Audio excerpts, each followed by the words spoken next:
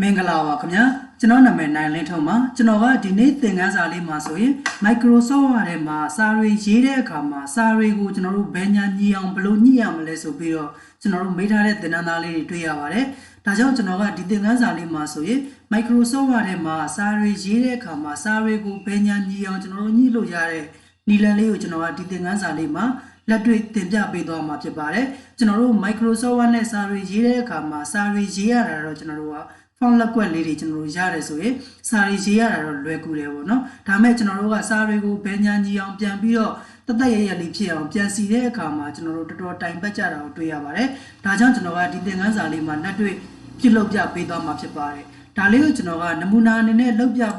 ပြပေးဖို့ရာအတွက်ဒီမှာကျွန်တော်တို့နမူနာပုံစံလေးလုပ်ပေးထားတာရှိတယ်ပေါ့နော်အခုဒီလိုမျိုးပုံစံလေးပါကျွန်တော်တို့ဒီလိုမျိုးစာတွေရေးချင်တာပဲဖြစ်ဖြစ်ဒါမှမဟုတ်ကိုကဒီစာအုပ်တွေရေးချင်တာပဲဖြစ်ဖြစ်ပေါ့နော်ကိုရေးမဲ့စာအုပ်ထဲမှာဖော်ပြပေးချင်တဲ့အကြောင်းအရာစာလေးတွေကိုကျွန်တော်တို့ကအစီအစဉ်တကျကျွန်တော်တို့လှလှပပလေးဖြစ်အောင်ပြန်ပြီးတော့ဒီအညီညာလေးပြန်ပြီးတော့စီချင်တဲ့အခါမျိုးတွေမှာဆိုရင်ကျွန်တော်တို့ဒီသင်ခန်းစာလေးကအရန်ကိုအကျိုးရှိမယ်လို့ထင်ပါတယ်အခုဒီရဲ့ကျွန်တော်နမူနာလုပ်ပြပေးတဲ့ဒီပုံစံလေးမှာဆိုရင်ကျွန်တော်တို့အခုဒီမှာကြည့်လိုက်မယ်စာတွေကိုကျွန်တော်တို့ကဒီမှာဘယ်ညာနှစ်ဖက်တက်ရဲလေးစီထားတယ်သူ့ရဲ့အစီအစဉ်တကြလေးပေါ့နော်ဒီလိုမျိုးအနေထားလေးကျွန်တော်တို့ကပြန်စီပြပေးဖို့ရာအတွက်ကျွန်တော်ကနမူနာလေးလုပ်ပြပေးထားတာပါဒါလေးကိုကျွန်တော်ကလက်တွေ့လုပ်ပြပေးဖို့ရာအတွက် Microsoft Word ထဲမှာကျွန်တော်တို့ဖွင့်လိုက်မယ် Microsoft Word ထဲမှာကိုရေးထားတဲ့ကျွန်တော်တို့စာတွေတစ်ခါတည်းရေးထားမယ်ပေါ့နော်ကိုကစာတွေကိုကျွန်တော်တို့ကရေးတဲ့အခါမှာကိုအသုံးပြုမဲ့စာရွက်ထဲမှာကိုရေးချင်တဲ့အကြောင်းအရာတွေအကုန်လုံးကိုကျွန်တော်တို့ကတစ်ခါတည်းရေးပြီးတော့အပိသက်မှကျွန်တော်တို့စာတွေကိုပြန်ပြီးတော့ညှိလို့လည်းရတယ်ပေါ့နော်ဒီလိုမှမဟုတ်ကျွန်တော်တို့ကတခါတည်းရေးကြတဲ့အခါမှာတခါတည်းကျွန်တော်တို့က justify နေကျွန်တော်တို့ယူပြီးတော့မှရေးခဲ့လို့လည်းရပါတယ်ဒီလိုမျိုးကျွန်တော်တို့က justify ကိုကျွန်တော်တို့ကရွေးပြီးတော့ရေးခဲ့လဲကျွန်တော်တို့တခါလေကြရင်ကျွန်တော်တို့စာတွေကဘယ်ညာမညီတာတွေကျွန်တော်တို့တွေ့ရပါတယ်เนาะလုံးဝနှစ်ဖက်ညီအောင်ညှိမဲ့အခါမျိုးတွေမှာဆိုရင် justify ကိုယူထားလဲကျွန်တော်တို့ကအစင်မပြေတာကိုတွေ့ရပါတယ်အဲ့တော့အခုဒီမှာဆိုရင်ကျွန်တော်ကနမူနာလုပ်ပြပေးဖို့ရာအတွက်စာလေးတွေကျွန်တော်တို့ရေးထားတာလေးရှိတယ်ပေါ့เนาะဒီစာလေးကိုကျွန်တော်ကပြန်ပြီးတော့မှအခုလိုမျိုးပုံစံအနေထားလေးဖြစ်အောင်ပြန်ပြီးတော့စီပြပေးသွားမှာဖြစ်ပါတယ်ဒီတော့ကျွန်တော်တို့အခုလက်ရှိဒီမှာအပေါ်ဆုံးကဒီလေးချောင်းပေါ့နော်ဒီအပေါ်ကစာလေးလေးချောင်းကိုကျွန်တော်တို့ကဒီဘက်ဘေးကိုကတ်မယ်ပြီးရင်ကျွန်တော်တို့ကဘယ်ညာနှစ်ဖက်ညီအောင်ညှိမှာဖြစ်တဲ့အတွက်အရင်ဆုံးကျွန်တော်တို့စဉ်းစားရမယ့်အချက်ကဒီအပေါ်ကစာလေးလေးချောင်းကိုဒီဘက်ညာဘက်ဘေးကိုကတ်ချင်တာဖြစ်တဲ့အတွက်ကျွန်တော်တို့ဘာနဲ့ကတ်မလဲဆိုရင်ဒီမှာကျွန်တော်တို့ degree intent increase intent ဆိုတာလေးကျွန်တော်တို့ပါတယ်ပေါ့နော်ဟုတ်တဲ့ထဲကနေပြီးတော့ကျွန်တော်တို့ increase intent ဆိုတာလေးနဲ့ဒီဘက်ကိုကျွန်တော်တို့စာလေးတွေတိုးလိုက်မယ်ပေါ့ဒီဘက်ကျွန်တော်တို့ base margin guideline လေးနဲ့ကွက်တိညီအောင်တိကျွန်တော်တို့ကတ်လိုက်အခုဒီမှာဆိုရင်ကျွန်တော်တို့ကဘေးမာဂျင် guideline နဲ့ပို့သွားတာဖြစ်တဲ့အတွက်ဒီလောက်ထိကျွန်တော်တို့ကတ်လို့မရဘူးဒါကြောင့်ကျွန်တော်တို့က degree intent လေးနဲ့ပြန်ပြီးတော့လျှော့ပေးလိုက်မယ်ဒါဆိုရင်ဒီလောက်အနေထားလေးဖြစ်ပြီပေါ့ဒီလောက်အနေထားလေးဖြစ်သွားတာတော့မှန်တယ်ကျွန်တော်တို့က degree intent နဲ့တိုးခဲ့တာဖြစ်တဲ့အတွက်သူ့ရဲ့ရှေ့မှာကျွန်တော်တို့ကကာစာမရှိတော့သူ့ရဲ့ရှေ့မှာကျွန်တော်တို့က bus page နဲ့ဖြတ်လဲကျွန်တော်တို့ကသိပြီးအစင်မပြေတော့ဘူးပေါ့နော်ဒီလိုမျိုးကျွန်တော်တို့ကဖြတ်လိုက်လဲဟိုအရှိဆုံးဒီကျွန်တော်တို့ရောက်သွားမှာဖြစ်တဲ့အတွက်ဒီမှာကျွန်တော်တို့ကမလုပ်ခဲ့လဲဆိုရင်degree increase intent လေးနဲ့ကျွန်တော်တို့ဒီဘက် guideline လေးထိကျွန်တော်တို့ကတိုးခဲ့လိုက်တယ်တိုးပြီးသွားပြီဆိုရင်ဒီစာလေးကိုကျွန်တော်တို့ကဘယ်ညာနှစ်ဖက်ညီအောင်ညှိချင်တာဖြစ်တဲ့အတွက်ကျွန်တော်တို့ paragraph group တွေကနေပြီးတော့ justify ကိုရွေးကြည့်လိုက်ရမယ်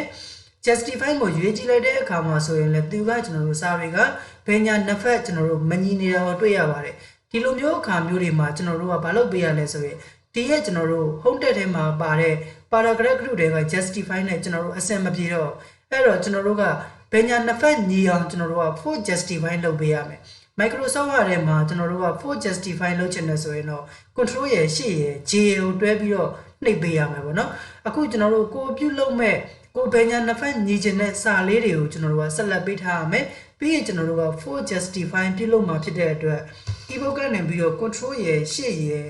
J ကိုတွဲပြီးတော့နှိပ်လိုက်ပါမယ် control ရဲ့ရှေ့ရဲ့ J ကိုတွဲနှိပ်လိုက်တာနဲ့ကျွန်တော်တို့ဒီမှာဘာဖြစ်သွားလဲဆိုရင်စာလေးတွေကဘယ်ညာနှစ်ဖက်ညီသွားတာကိုတွေ့ရတယ်ပေါ့နော်ဒီလိုမျိုးလေးဘယ်ညာနှစ်ဖက်ညီသွားပြီဆိုမှစာတွေကကြည့်လို့မကောင်းနေဘူးဆိုရင်ကျွန်တော်တို့စပေဖားလေးနဲ့စကလုံးတစ်လုံးလေးတွေကိုကျွန်တော်တို့ချပြီးတော့မ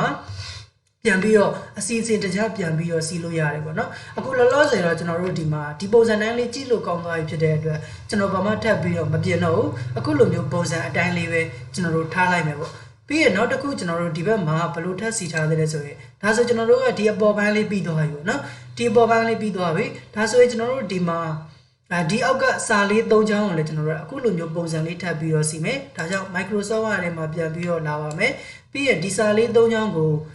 ဒီဘက်ကလိုမျိုးလေးစီချင်တာဖြစ်တဲ့အတွက်သူ့ကိုလည်းကျွန်တော်တို့က increase enter လေးနဲ့ဒီဘက်ကိုတစ်ချက်တိုးလိုက်ပါမယ်ဒါဆိုရင်ကျွန်တော်တို့ကအခုလိုမျိုးပုံစံလေးရပြီပေါ့နော်ပြီးရင်ကျွန်တော်တို့ဒီအောက်မှာလည်းနောက်ထပ်စာလေးတွေကျွန်တော်တို့ရှိပါသေးတယ်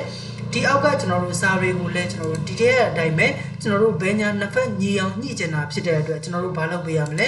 ကိုညှိချင်တဲ့စာတွေအကုန်လုံးကိုကျွန်တော်တို့ကဆက်လက်လေးပေးထားပါမယ်ပြီးရင်ကျွန်တော်တို့ကဒီမှာ paragraph တွေက justify လုပ်ကြည့်လိုက်တဲ့အခါမှာစာတွေကကျွန်တော်တို့အခုဒီမှာတော့တခါတည်းသူကဘယ်ညာနှစ်ဖက်ညီသွားတယ်ပေါ့နော်အခုဒီတဲကနေပြီးတော့ကျွန်တော်တို့ paragraph ထဲကနေပြီးတော့ justify ကိုရွေးလိုက်တဲ့အခါမှာအခုလိုပုံစံကျွန်တော်တို့ justify ကိုမညီဘူးဆိုရင်ကျွန်တော်တို့ဘာလုပ်ပေးရမလဲကျွန်တော်တို့ဒီအပေါ်ကလိုမျိုးပဲ for justify လုပ်ပေးရပါမယ် control ရဲ့ရှေ့ရဲ့ G ရဲ့ကိုတွဲပြီးတော့နှိပ်ပေးလိုက်ပါဒါဆိုရင်ကျွန်တော်တို့စာတွေကဘယ်ညာနှစ်ဖက်ညီသွားမှာကိုတွေ့ရပါလိမ့်မယ်အခုဒီမှာတော့ကျွန်တော်ကရိုးကျွန်တော်တို့ paragraph ထဲကနေပြီးတော့ justify လုပ်လိုက်တာကိုပဲကျွန်တော်တို့ဘာဖြစ်သွားလဲပညာနှစ်ဖက်ညီသွားတာကိုတွေ့ရပါတယ်ဒါဆိုရင်ကျွန်တော်တို့ကပြန်ပြီးတော့ဒီစာလေးကိုပြင်စရာမလိုတော့ဘူးပေါ့နော်သူကပညာနှစ်ဖက်လုံးဝညီနေတာဖြစ်တဲ့အတွက်ကျွန်တော်တို့အသုံးပြုမဲ့လုပ်ငန်းအတွက်ကျွန်တော်တို့အဆင်ပြေသွားပြီဖြစ်ပါတယ်ဒါဆိုရင်ကျွန်တော်တို့ကဒီမှာစာလေးတွေကိုကျွန်တော်တို့ကိုယ်တိုင်ပြန်ပြီးတော့စီတက်လောက်မယ်လို့ထင်ပါတယ်เนาะအခုလိုမျိုးနီလန်လေးအတိုင်းကျွန်တော်တို့ပြန်ပြီးတော့တသက်ရဲလေးပြန်စီလို့ရတယ်တကယ်လို့ကိုစီတဲ့အခါမှာကိုစာတွေကိုပြန်ပြီးတော့စီတဲ့အခါမှာမလုပ်တတ်တဲ့နေရာလေးတွေရှိတယ်အခက်အခဲဖြစ်နေတဲ့နေရာလေးတွေရှိတယ်ဆိုရင်လည်းကျွန်တော်ကိုပေး Messenger ကနေပြီးတော့လှမ်းပြီးတော့မေးလို့ရပါတယ်ဒီသင်ခန်းစာလေးကကျွန်တော်တို့အရန်ကိုအကျိုးရှိမယ်လို့ထင်ပါတယ်เนาะ Microsoft Word နဲ့ကျွန်တော်တို့စာတွေရေးတဲ့အခါမှာစာတွေရေးတာက font လက်ကွက်ပုံစံလေးတွေကိုကျွန်တော်တို့ပြည်အောင်စုနဲ့ရေးမယ်ဆိုပြည်အောင်စု font လက်ကွက်ကျွန်တော်တို့ရထားရင်စာတွေကိုရေးလို့ရတယ်ပေါ့เนาะ W01 နဲ့ Win font နဲ့ရေးမယ်ဆိုလည်းဒါသူတို့ရဲ့သက်ဆိုင်တဲ့ font လက်ကွက်လေးတွေရတယ်ဆိုရင်ကျွန်တော်တို့ကစာတွေကိုတော့ရေးလို့ရတယ်စာတွေရေးပြီးသွားပြီစာတွေပြန်စီတဲ့အခါမှာကျွန်တော်တို့မစီတတ်လို့ဆိုရင်တော်တော်လေးတိုင်ပတ်ကြပါတယ်เนาะဒါကြောင့်ကျွန်တော်ကဒီသင်ခန်းစာလေးကိုပြုလုပ်ပေးရခြင်းဖြစ်ပါတယ်ဒီသင်ခန်းစာလေးကအားလုံးအတွက်အကျိုးရှိမယ်လို့ထင်ပါတယ်ဒါလေးကိုကျွန်တော်တို့ကကိုယ်တိုင်ပြန်ပြီးတော့လေ့ကျင့်ကြည့်ပါအကယ်၍ကိုလေ့ကျင့်တဲ့အခါမှာကျွန်တော်တို့ဒီစာလေးတွေလိုအပ်တယ်ဆိုတော့ဒါဒီစာလေးကိုကျွန်တော်တို့ဓာတ်ပုံလေးရိုက်ပြီးတော့ဒါကြည့်ပြီးတော့ရေးပေါ့เนาะတကယ်လို့ဒီစာလေးကိုမလေ့ကျင့်ခြင်းဘူးတခြားကိုရေးချင်တဲ့စာလေးတွေရေးချင်တယ်ဆိုလည်းရေးပေါ့အခုဒီစာလေးကကျွန်တော်ကနမူနာအနေနဲ့စာတွေကိုရှောက်ပြီးတော့ရေးထားတာเนาะအခုဒီစာလေးကိုကျွန်တော်တို့ကိုယ်တိုင်ပြန်ပြီးတော့ရေးပြီးတော့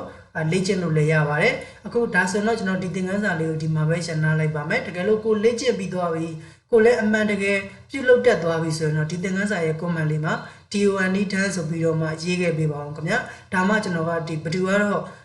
ကျွန်တော်သင်တဲ့ဗီဒီယိုတွေကိုတကယ်ကြည့်ပြီးတော့အမှန်တကယ်လိုက်ပြီးတော့လေ့ကျင့်နေတယ်ဆိုတာလေးကျွန်တော်သိရအောင်လို့ပါเนาะတကယ်လို့အခက်အခဲရှိရဆိုလည်းလာမေးလို့ရပါတယ်အခုဒါဆိုတော့ကျွန်တော်ဒီသင်ခန်းစာလေးကိုဒီမှာပဲရှင်းနာလိုက်ပါမယ်ခင်ဗျာအားလုံးအဆင်ပြေကြပါစေခင်ဗျာ